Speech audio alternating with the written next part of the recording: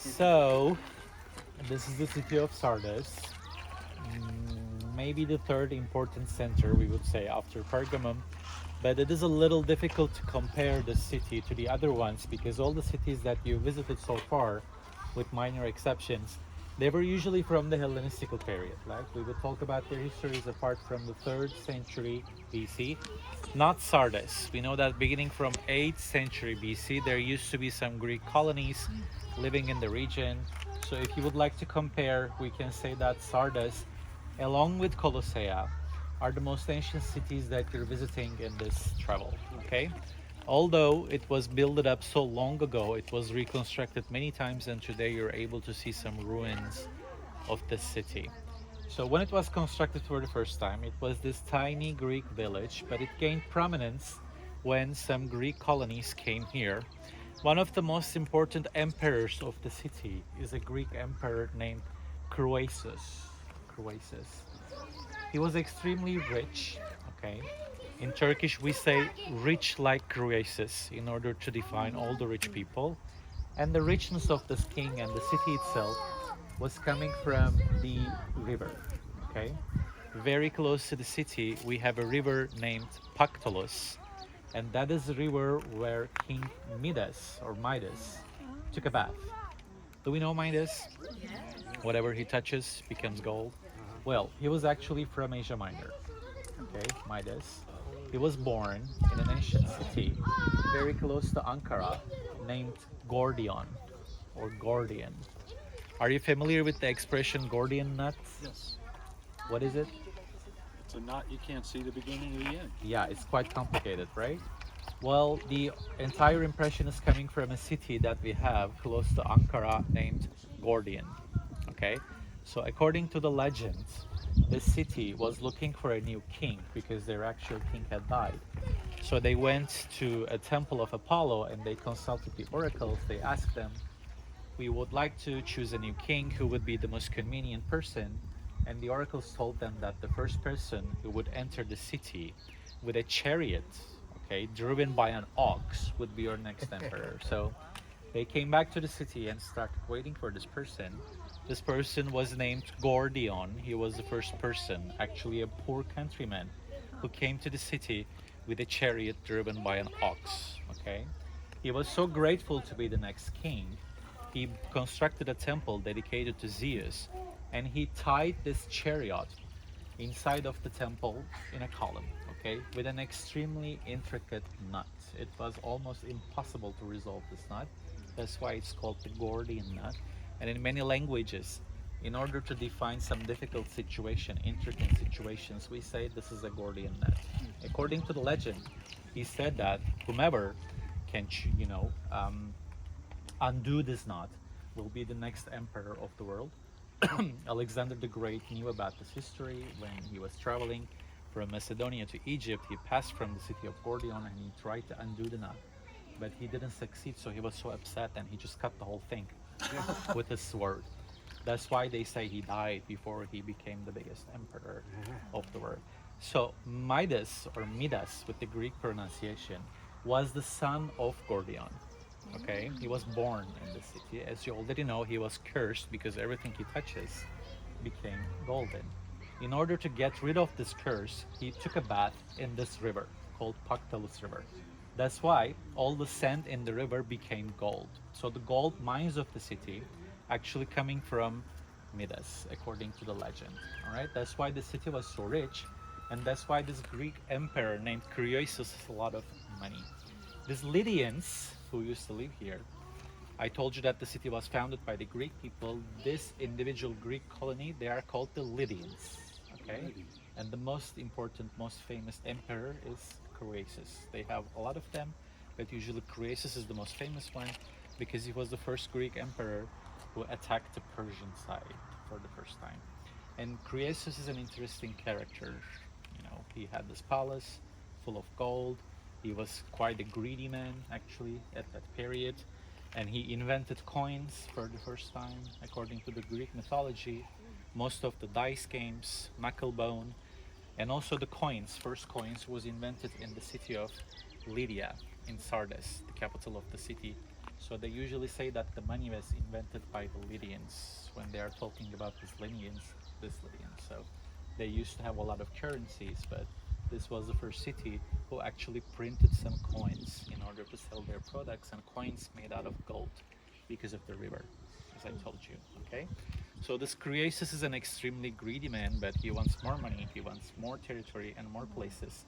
So in the 6th century BC, for the first time, he wanted to attack to the Persians in order to gain control of the Persian cities near Cappadocia.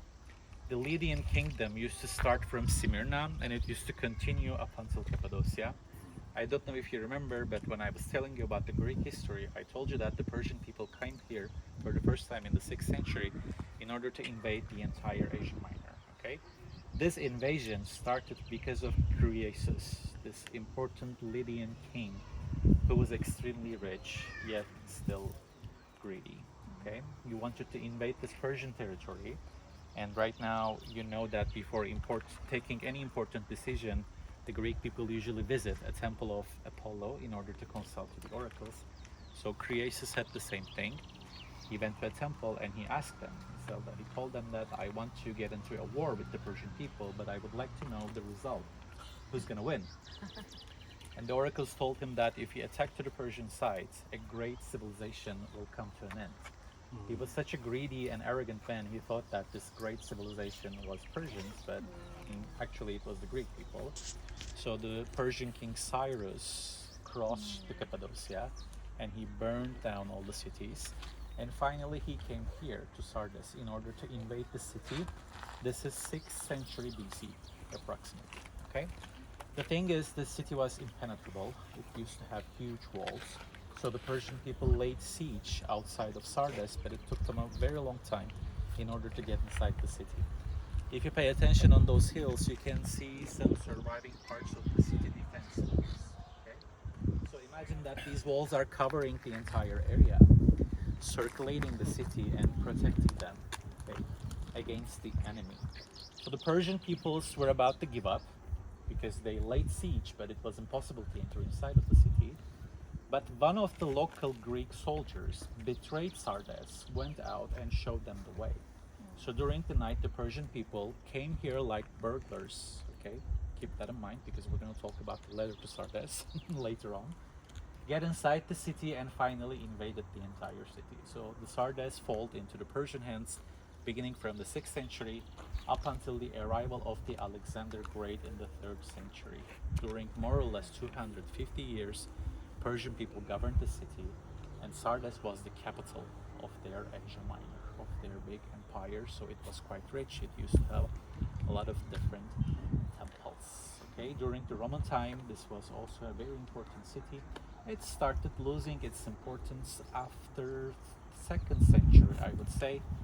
According to the written sources, up until 7th century AD, you would find a small city here, but a huge earthquake that happened in the year 17 destroyed the entire city, and they never entirely recovered from this big earthquake. Okay? So anciently it was a very important commercial center that you would find a lot of textile products mostly, but today we only have something small that was reconstructed by the archaeologists. You will see the gymnasium here, which is entirely reconstructed by the German archaeologists during the 19th century, but this is the ultimate reconstruction from 2000s. You will see that some parts of the columns are new, the other parts a little bit more ancient. They only reconstructed the facade of the gymnasium, so this would be the monumental entrance. If you entered inside to the interior part, you would find a hot pool. All the gymnasiums, they usually have this hot pool because after training for hours, the students usually needed a space where they can relax a little bit. So inside, Strength training. you feel me, Josh. So once you go inside during your free time, you can also see the pools, and these water canals are still existing. The sewage system of the city is quite prominent. You will see those taps during your visit, actually, right? But under it, we have some parts of the clay tubes that used in order to take the dirty water outside of the city. Another prominent building that you will visit is the Jewish synagogue. It's this building, okay? Once we finish finish our visit here, I will take you there and we will talk about this prominent Jewish community. This is from 2nd century AD. Okay, so during the Paul's time, during the formative periods of Christianity, it was not here, but it gained influence later on. But we know that beginning from the Hellenistic period, Sardis used to have a big, big Jewish community. One of the Jewish historians, his name is Josephus, wrote about it. He says that one of the founders of the city exiled approximately 200 families from Israel to Sardis. Roman emperors or Greek emperors usually do that as a tradition. If you want to animate the commercial life in a city, you put some Jewish families there because they have contacts, they know how to sell products and stuff like that. So on purpose, they planted these Jewish communities all around Asia Minor. So we know that Jewish people came here long before it was a Roman capital. Okay, beginning from the 3rd century BC, you would find Jewish communities. They also had synagogue, but this big synagogue is from the 2nd century AD. And this actually explains, it's a testament how influential they are, because there are no other Roman cities where you can find this size of Jewish synagogue in the center. Okay, this is not outside of the city, this is right next to gymnasium, so it gives us an idea about the influence and power of the Jewish community that used to live here. This will become prominent in later centuries too. We have lots of important theologians actually who passed from here. The most important one, if you want, you can take a look to his name, is called Melito. Melito of Sardis. Okay, Melito of Sardis. You know, in the first centuries of Christianity, the distinction, the separation between Jewish people, between Judaism, Christianity, was not that apparent and obvious. Okay, so we have Gentiles, we have some practicing Jewish communities, we have people who identify themselves as Christians, but they continue going to the synagogue and practicing the Jewish law. One of the bishops that we have in the city, his name is Melito, from the 2nd century, he thought that finally they had to separate themselves from the Jews, and he wrote this letter, he wrote this document called Against the Jews. And that is the first document blaming Jewish people with the crucifixions of Jesus Christ, blaming them, telling them that you killed Jewish Christ, okay? Using this phrase for the first time, literally. So especially in the studies of Jewish history and anti-Semitism, this name Melito of Sardis is quite important, and he was from here, from the city, from Sardis. So if you want to take a look at his work, it's actually quite interesting, okay? Do you have any questions so far? You would have at least gotten that though from Peter, you know, Of course. because Peter, Of course. you know, he tells Yeah. you crucified him, you know. So, but that's pretty cool though, you know, that it took him it took him a little while for, but that is true, is that, and then they would have taken great offense to that. Melito is the first person who phrases the statement this way. Yeah. Okay, so you would find other documents discussing that, saying that, but he holds them accountable in a very clear way. And, I mean, he doesn't mince his words. He just goes, "You killed Jesus Christ." So, which is important because this is the first time this is coming out of the mouth of a Christian theologian on that level. Okay, that's why Melito is quite important in the Christian studies. But we'll talk about him later. Do you want to talk here or in the synagogue? Which one do you prefer? We can talk